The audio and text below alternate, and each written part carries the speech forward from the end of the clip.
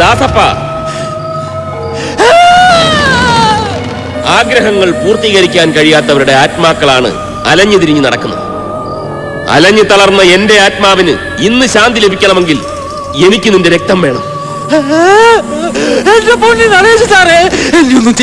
അതെന്ത് ന്യായമാ ദാസപ്പ?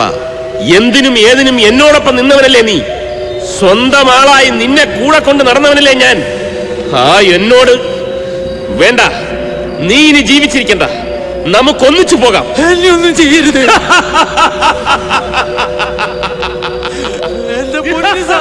എന്നോട് പൊറുക്കണം, എന്നോട് ക്ഷമിക്കണം. ഇപ്പോൾ കിട്ടിയ വാർത്ത. മുൻ ആഭ്യന്തരമന്ത്രി നടേശന്റെ കൊലപാതക കേസിൽ അറസ്റ്റിലായ SME കോളേജ് വിദ്യാർത്ഥി രമേശ് പ്രസാദ് കുറ്റം സമ്മതിച്ചു. പ്രതിയെ ഇന്ന് ഉച്ചകഴിഞ്ഞ് 2 മണിക്ക് ചീഫ് ജുഡീഷ്യൽ മജിസ്ട്രേറ്റ് കോടതിയിൽ ഹാജരാക്കും. SME കോളേജിലെ വിദ്യാർത്ഥികളും SDCPയുടെ പ്രവർത്തകരും പോലീസ് സ്റ്റേഷന്റെ മുന്നിൽ തടിച്ചുകൂടിയിട്ടുണ്ട്. സ്റ്റേഷൻ പരിസരമാകെ സംഘർഷഭരിതമാണ്.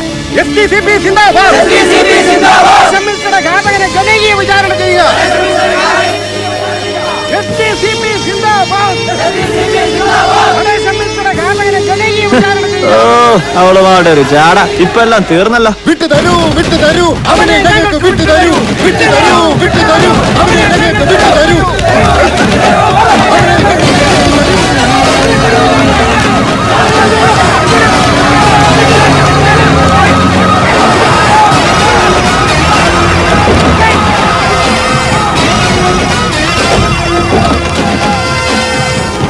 പ്രിയമുള്ളവരെ, എല്ലാവരും ശാന്തത പാലിക്കുക, എല്ലാവരും ഡിസിപ്ലിനിങ് പാലിക്കുക. കണ്ട അനുസരണമുള്ള പ്രവർത്തകരെ കണ്ട. കൺഗ്രാറ്റുലേഷൻസ്. Thank you sir. പ്രതിയെ ജനകീയ വിചാരണ ചെയ്യണമെന്ന് പറഞ്ഞ് ഭയങ്കര ബഹളായിരുന്നു. സാറിന്റെ പാർട്ടിക്കാരായതുകൊണ്ട് അടിച്ചോടിച്ച് പ്രശ്നം വഷളാക്കണ്ടെന്ന് കരുതിയാ. അതേതായാലും നന്നായി. ഇത് ഞാൻ ഇപ്പൊ സോൾവ് ചെയ്ത് തരാം. വായി നോക്കിക്കഥ കോളാമ്പി എടുത്തോണ്ട് വാടോ. അതെ, എപ്പോഴാണ് പാർട്ടിക്കാരായിട്ട് പേസ് ടു പേസ് സംസാരിക്കേണ്ടി വരികയെന്ന് അറിയില്ലല്ലോ. അതുകൊണ്ട് എപ്പോഴും ഫുൾ സെറ്റപ്പില്ല. പ്രിയമുള്ള പാർട്ടി പ്രവർത്തകരെ, ഞാൻ മന്ത്രിയായി സത്യപ്രതിജ്ഞ ചെയ്ത് കസേരയിൽ ഇരുന്ന് എഴുന്നേൽക്കുന്നതിന് മുമ്പ് തന്നെ നമ്മുടെ പ്രിയങ്കരനായ ബഹുമാനപ്പെട്ട നടേശൻ സാറിന്റെ കൊലപാതകയെ കണ്ടുപിടിക്കാൻ കഴിഞ്ഞതിൽ എനിക്ക് അഭിമാനമുണ്ട്.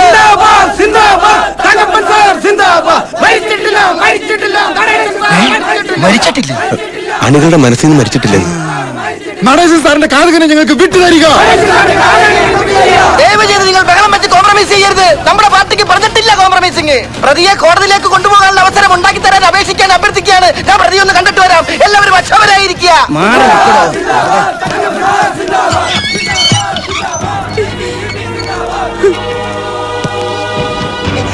എത്ര വൈരാഗ്യം ഉണ്ടെങ്കിലും ഒരാളെ കൊല്ലാന്ന് പറഞ്ഞ നിനക്ക് എങ്ങനെ ഇതിന് മനസ്സ് വന്നടാ മോനെ?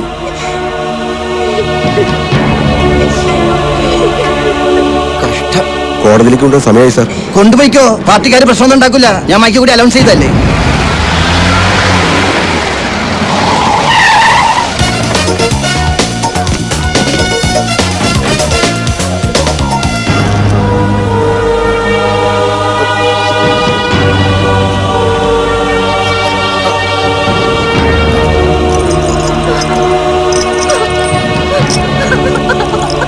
വിലങ്ങ് വെക്കാൻ വരട്ടെ.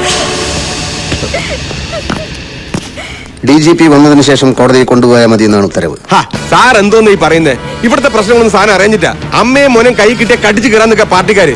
ഒരു വിധത്തിൽ അവരെ പറഞ്ഞു നിർത്തിയിരിക്കുക തങ്കപ്പൻ സാറ്. ജനവികാരം നോക്കിയല്ല കുറ്റവാളിയെ തീരുമാനിക്കേണ്ടത്. അല്ല, ഈ കേസിൽ സാറിന് എന്താ കാര്യം? താനെന്തിനാ ബേജാറാവണത്? DGP വന്നോട്ടല്ലേ. സാർ, അതിന്റെ ആവശ്യം എന്താ? കേസ് ഞാൻ തെളിയിച്ചു കഴിഞ്ഞു. പ്രതി കുറ്റവും സമ്മതിച്ചു. ഈ കൊലപാതകം ചെയ്തത് രമേശല്ല. അമ്മയെ രക്ഷപ്പെടുത്താൻ അവനങ്ങനെ പറഞ്ഞതാവാം.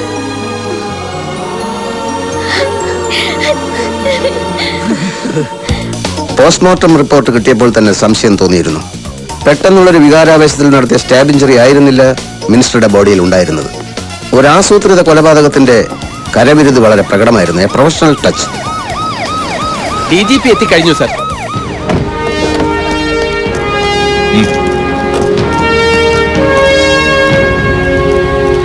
അല്പം ലേറ്റ് ആയി പോയി സർ.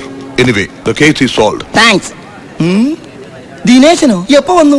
രാവിലെ എത്തി. ചില ഇന്റർഫിയറൻസ് കാരണം കേസിൽ നിന്ന് ഒഴിവാക്കപ്പെട്ടെങ്കിലും കമ്മീഷണർ കർത്ത അന്വേഷണം തുടരുന്നുണ്ടായിരുന്നു. മിനിസ്റ്ററുടെ കുക്ക് അറുമുഖന്റെ മൊഴിയുടെ അടിസ്ഥാനത്തിൽ ഗസ്റ്റ് ഹൗസിനടുത്തുള്ള പെട്ടിക്കടയുടെ മുമ്പിൽ ഞാൻ വിശദമായ ഒരു പരിശോധന നടത്തി. അറുമുഖൻ തെറ്റിദ്ധരിച്ച് പോലീസ് ജീപ്പാണെന്ന് പറഞ്ഞത് യഥാർത്ഥത്തിൽ ഒരു നീല ക്വാളിസ് വാനായിരുന്നു. പക്ഷെ എനിക്ക് അവിടെ നിന്ന് വളരെ വിലപ്പെട്ട ഒരു തെളിവ് കിട്ടി. ബ്ലഡ് സ്റ്റെയിനുള്ള ഒരു കടലാസ് കഷ്ണം. വെറുമൊരു കടലാസ് കഷ്ണമായിരുന്നില്ല അത്. ഒരാളുടെ അഭിരുചി വ്യക്തമാക്കുന്ന എ പീസ് ഓഫ് എവിഡൻസ്. പ്രതി ഇപ്പോൾ ഞങ്ങളുടെ കസ്റ്റഡിയിലാണ്. 2 MLA-മാരുള്ള ഒരു പ്രാദേശിക പാർട്ടി. ഏത് മുന്നണി വന്നാലും ഇതിലൊരാൾ മന്ത്രിയായിരിക്കും. 20 വർഷമായി ഇതാണ് അവസ്ഥ. കോളേജിൽ വെച്ച് മിനിസ്റ്റർ നടേശന് രമേശന്റെ മർദ്ദനമേറ്റ അന്ന് സന്ധ്യ കഴിഞ്ഞ് മന്ത്രിമന്ദിരത്തിൽ ഒരു സംസാരം നടന്നു. ഇടോ തങ്കപ്പ, താൻ ഇത്രയ്ക്ക് മണ്ടനാണെന്ന് ഞാൻ കരുതിയില്ല. വേറെ നടക്കുന്ന കാര്യമല്ലേ ഉണ്ട്, പറടോ. അയ്യോ സാർ, എന്റെ മാനം കളയരുത്. ഞാൻ മന്ത്രിയായിട്ട് സത്യപ്രതിജ്ഞ ചെയ്യുന്നത് കാണാൻ എന്റെ ഭാര്യയും മക്കളും പാർട്ടി പ്രവർത്തകരും എല്ലാം നാട്ടിൽ നിന്ന് പുറപ്പെട്ടു കഴിഞ്ഞു. ഈടോ എന്നോട് ചോദിച്ചിട്ടാണോ അവരോട് പുറപ്പെടാൻ പറഞ്ഞത്?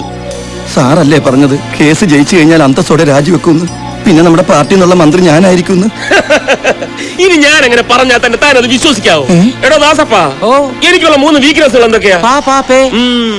തങ്കപ്പനും അത് അറിയാമല്ലോ. പവർ ഇല്ലെങ്കിൽ പിന്നെ പണമില്ല, പണമില്ലെങ്കിൽ പെണ്ണുമില്ല. മിനിസ്റ്ററാ,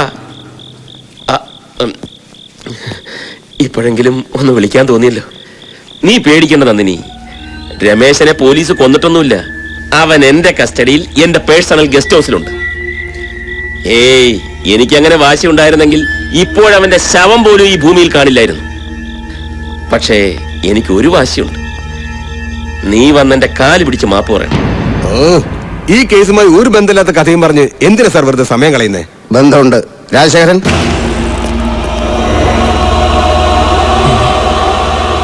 എന്റെ ഈശ്വര, ദാസപ്പന, എനിക്കത് വിശ്വസിക്കാൻ കഴിയുന്നില്ല. തങ്കപ്പ സാർ എന്നോട് പൊറുക്കണം. ദാസപ്പ, നിനക്കിത് എങ്ങനെ ചെയ്യാൻ തോന്നിയടാ? ഇയാളല്ല സാർ, പ്രതി വേറെയാണ്. പിന്നെ ആരാ? ഒരു രഹസ്യ യാത്രക്കെന്നും പറഞ്ഞ് ദാസപ്പനെ കൊണ്ട് പാപ്പച്ചന്റെ കോളിസ് വാൻ കടം വാങ്ങി പ്രതി ഗസ്റ്റ് ഹൗസിലെത്തി. പിന്നാമ്പുറത്തുള്ള ഗേറ്റിലൂടെ അകത്തേക്ക് കടന്നു.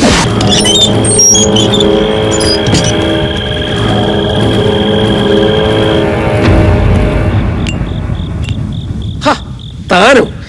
ഈ സമയത്ത് തന്നെ എന്തിനാണോ ഇങ്ങോട്ട് കെട്ടിയെടുത്തത്? അവളിപ്പോ ഇങ്ങെത്തും. അല്ല, താനെന്താ പിന്നാമ്പുറത്തൂടെ? മുൻവശത്തെ ഗേറ്റ് പൂട്ടിയിരിക്കുക. അവളങ്ങനെ വന്നിട്ട് തിരിച്ചു പോയി കാണുമോ? ഈ വേലായുധൻ ഇവിടെ പോയി കിടക്കുക. ഒരു കാര്യം പറഞ്ഞിട്ട് ഞാൻ ഉടനെ പൊക്കോളാം. ഏതായാലും എന്നെ മന്ത്രിയാക്കില്ലെന്ന് എനിക്ക് ഉറപ്പായി. അപ്പൊ ബുദ്ധി ഉണ്ടല്ലേ?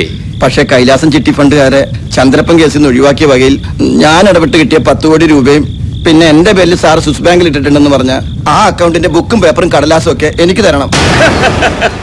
ബുക്കും പേപ്പറും ഒക്കെ തരാൻ ഇത് CC ഇടപാടല്ല തങ്കപ്പ, സ്വിസ് ബാങ്ക്. അത് തന്നെയാ പറഞ്ഞത്. അതിലൊക്കെ നീ വെറും നോമിനി മാത്രം. ഞാൻ ചത്താലേ നിനക്കത് കിട്ടൂ. പിന്നെ നിന്നെ എന്തിന് നോമിനി ആക്കിയെന്നായിരിക്കും.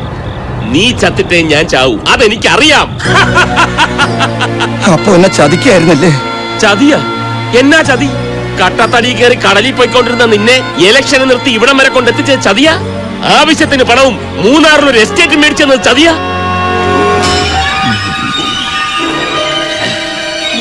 വെറുതെ സമയം കളയാതെ പോതങ്കപ്പ, ഒരുപാട് വർക്കുള്ളതാ.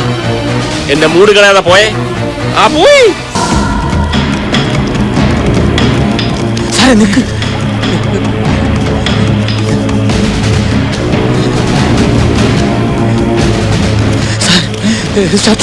നമുക്ക് പോണ വഴിക്ക് കത്തിക്കാം.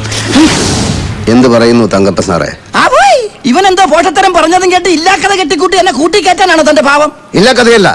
I have solid evidence. Vigneshwar sir, material object number 1, പ്രതി കൊല ചെയ്യാൻ ഉപയോഗിച്ച കത്തി. നമ്പർ 2, ചോര പുരണ്ടതിന്റെ പേരിൽ കത്തിച്ചു കളയാൻ ശ്രമിച്ച ഷർട്ടിന്റെ അവശിഷ്ടം. നമ്പർ 3, മിനിസ്റ്റർ തങ്കപ്പന്റെ മുഖത്ത് പുരണ്ട ചോര തുടച്ച് ദാസപ്പൻ പെട്ടിക്കടയുടെ മുന്നിൽ വെച്ച് വലിച്ചെറിഞ്ഞ blood stain Swarnavarsha card.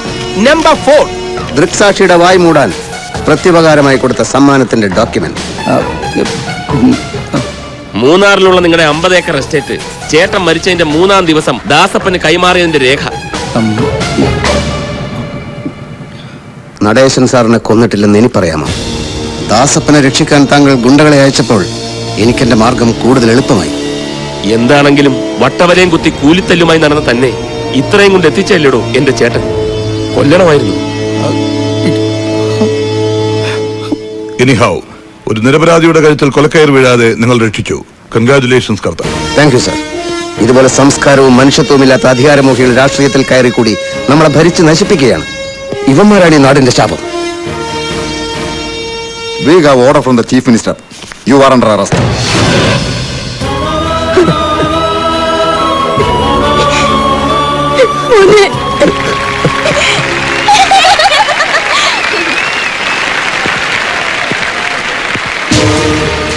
My dear students, വലിയൊരു കളങ്കത്തിൽ നിന്ന് കർത്താവിന്റെ കൃപ കൊണ്ട് കർത്താവ് സാർ നമ്മുടെ കോളേജിനെ രക്ഷിച്ചു.